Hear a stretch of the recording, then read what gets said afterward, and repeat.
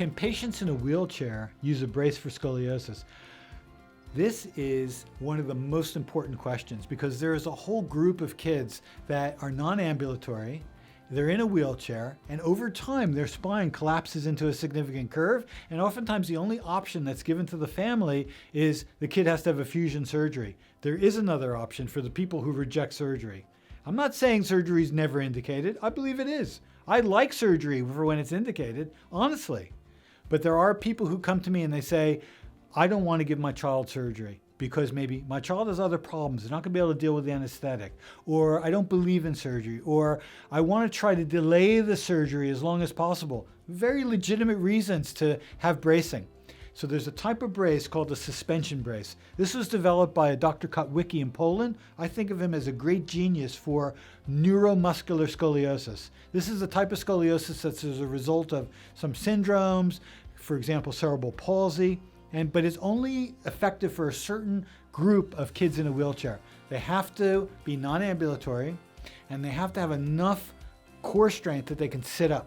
If they can do that, in other words, they can't be completely reclined in the chair. It doesn't work for those kids.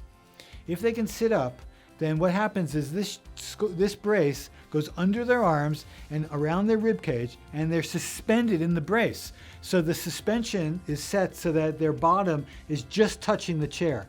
I scan the chair, I scan the kid to be able to make sure that the bottom of the brace conforms to the shape of the chair, and then the child is suspended in the brace. Now what does this do? It does a few things. One is it allows the spine to extend out. This is not typical scoliosis. This is neuromuscular scoliosis. Second thing it does is it allows the pressure to be taken off the abdominal contents. Most of these kids are going to have digestive disturbance because their whole body weight is sitting on their gut.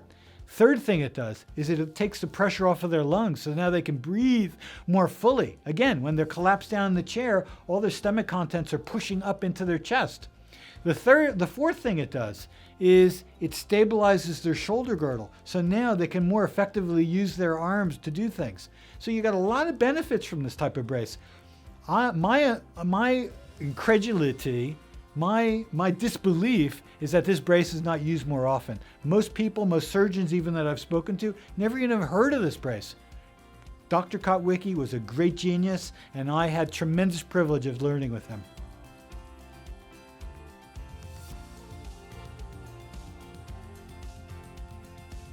Thanks for watching. I hope you found all this information helpful.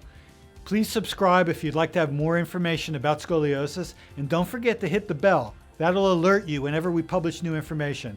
And if you've got any questions, write them in the comments field, and I'm going to make sure to address them in a future video. Thanks for watching.